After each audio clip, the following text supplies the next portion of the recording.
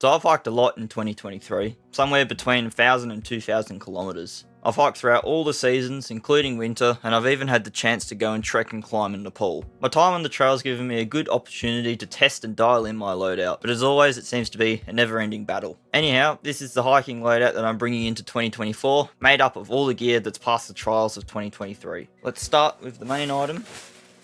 This has been my overnight pack that I've used throughout this year. Picked it up just before the winter season started, and before that I was using a smaller Osprey pack. What I love about this one is that it's really variable in how big you make it. Like, you can really cinch it down and make it quite small if you can't fit like 60 litres of gear in it, but then if you need to fit realistically 70 litres, there's so much extra room. There's a massive mesh pocket in the front and ginormous side pockets. You could fit 2 full water bottles in there.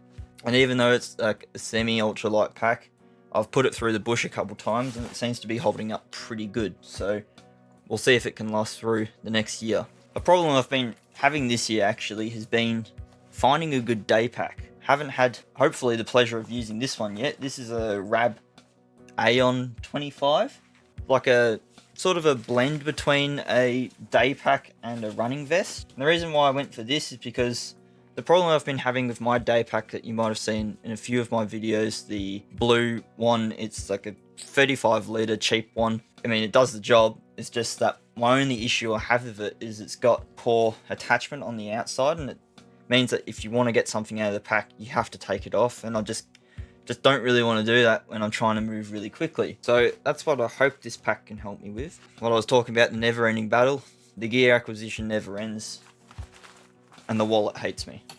My standout tent of the year that I didn't really think I'd still be using outside of winter has been my Wilderness Equipment second arrow. What this tent has taught me is that I really love a lot of space in my tent. I don't like using the vestibule space because you leave your kit out there, it's going to get wet, dirty. I don't want to be squished in my tent, and I'm willing to carry something a little bit bigger and larger so that I can enjoy my time in the camp. I can pack up all my gear inside the tent, which is amazing. I can keep all my gear inside the tent. For what it is, this is a 4-season tent, so it's got a full nylon inner, but it's got features that let you unzip it and turn it half into mesh, so it can still be really breathable in the summer. And even in summer, I'm still hiking in alpine areas that can get quite cold and the weather can still be really wild, so it's nice to have a bomber tent like this one. Now, I've been a sleeping bag kind of guy for a while now, but I've picked up this Enlightened Equipment Revelation quilt. This is the synthetic one, and one of the reasons why I went for synthetic is because I wanted something that can just dry when it gets wet. And on my last trip I got it pretty damp on the foot box, as you know, as it usually does, and put it in the pack, got home, took it out, and it was bone dry. But anyhow, this is a great summer sleeping system, and if it does get below 5 degrees Celsius, I just combine it with a Cedar Summit liner, a reactor liner or something like that. So it claims it can add 15 degrees to your sleep system, which is far from the truth. It probably adds about 5, which is why I use it if it gets down to about 0 or -1. I've been using the Thermarest Neo Air, the very first one that you can buy. It's the R value one of 3 with the old valve that everyone hates, but I don't get it. I really like this pad. I haven't had any of the supposed downsides that people really see on it. Like, people claim that it's really uncomfortable and noisy. I find it to be completely fine. I've had it in winter on snow and it's been fine. One of the things I've also picked up to make sure that I'm not having to buy sleeping pad after they get punctures and failures and etc. is I've picked up this little torso length 1/4 inch foam pad, and you just put it underneath the sleeping pad. I mean, you can also use it as a sit pad and other things like that, but it's extremely light. Yep, extra peace of mind. Put it under the sleeping pad and I don't really have to worry about it getting many punctures. So the main shirt that I've been using in the warmer seasons has been this synthetic Kathmandu sun hoodie, and there's not really anything special to it. I mean, it does what I want. It protects me from the sun. It's nice and cool. It's got a little bit of fraying that's been happening on the arms, but everywhere else is surprisingly pretty good. And the main thing about these is that because they can be kind of, well, fragile, I want to buy something that I really just don't care if I destroy, so I don't want to go out and spend over $100 on a sun hoodie that's just going to get ripped and torn apart. I think this one was like $50 or something, but it's been pretty good, and I haven't been afraid to bush bash in it, and it still doesn't have any holes or anything like that in it, so it can't be that bad, can it? I'll keep using it. Now, my absolute favourite layer of this year has been my lovely blue Rab Borealis Softshell Jacket. It's just so comfortable, so breathable, really good wind protection for such a light fabric. So pretty much any time that the weather got a little bit cool, I always had a merino base layer with this on top of it, and it's just the perfect combination. If I could pick my favorite clothing item for all of this year, it'd have to be this one. Now for my down jacket that I've been using, probably talked about it a couple times, but this is the Rab Microlight Alpine. It's a little bit heavier than competitors, and I've tried a couple of the competition's jackets on and compared it to this one, and this one just feels like, it just feels more sturdy. It's more well made, I guess, but it could just be down to the fact that they're using heavier materials. I mean, in terms of a lighter weight down jacket, this one is extremely warm compared to the other ones as well, and that probably would come down to the fact that they're using good materials. So I don't really care if I have to carry like 100 grams more of down jacket, but that translates into a lot more warmth and a lot more comfort. The rain shell that I've been using that I haven't actually had to use too much because I haven't been caught out in too much crazy weather has been the Rab Arc Eco Jacket. It's protected me completely from both the rain and the wind chill, and it has looked like it's wetted out, but I believe that's just the outer fabric that they're using gets damp, but I haven't had any water come in through the jacket. Now, when you see me hiking, I will always be in pants. I just don't get why people just always want to hike in shorts. I mean, it doesn't protect you from anything. Like, I've seen people hike in shorts and they just get absolutely shredded by sticks and shrub and bloody leech bites, bug bites and everything else. So I don't get it. I'm always going to hike in pants, and I've had a couple pairs of pants that I think have been quite outstanding this year. And these are just the Macpac Drift pants, and they've been absolutely abused to no end, and they've only just starting to show signs of wear. When it's gotten more into the winter season, I've been using a pair of Softshell pants just for a little bit more wind and water protection. These are the Feroci pants by Outdoor Research. Sticking with the theme of protecting my lower body, I've got these leg gaiters that I use pretty much any time when going out hiking. These have been completely trashed, destroyed, all those kinds of words that you want to even think, and they're still completely fine. Let's go into some stinky socks. I've got these medium cushion, medium insulation Bridgedale merino socks, and I combine them with the Bridgedale Coolmax liners. I've moved away from using waterproof hiking boots this year, and I've just kept using my non-waterproof trail runners.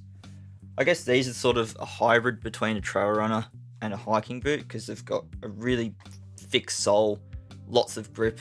They can deal with river crossings, they can deal with snow, they can deal with pretty much anything. They've won me over. I think the only time now that I would use a waterproof hiking boot over a trail runner is if I'm hiking through the snow. I've had these trekking poles for a while now. I've bought them 2 years ago. I've used them just copious amounts, and they haven't failed me once. These are allegedly the entry level ones from Black Diamond. They're the Trail Explorers. Yeah, they haven't failed me. They've done exactly what I've wanted them to do out of a trekking pole. And this one here, this is my GoPro pole attachment that I use to film half the things that I do, and I love it. It's amazing. The sunglasses I've been using have been the Jublo Shield Polarized, the category 3 ones. I picked them up to use in Nepal, and I use them throughout the winter season. They're exactly what you want. really lightweight, really durable, flexible, so you can sit on them and they'll be fine, but they completely get rid of all the glare off of the snow and ice.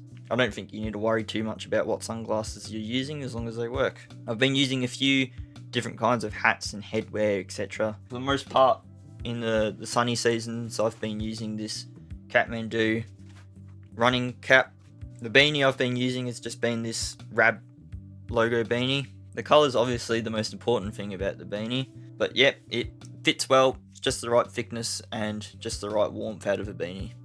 This is a piece of equipment that I bring absolutely everywhere with me. This is the Buff Cool Net. It's just so versatile, it always finds itself in my pack. I've got no complaints of it, it's just great. Little stove that I've been trying out in the latter half of this year has been the BRS 3000 stove. It boils water quite quickly for what it is.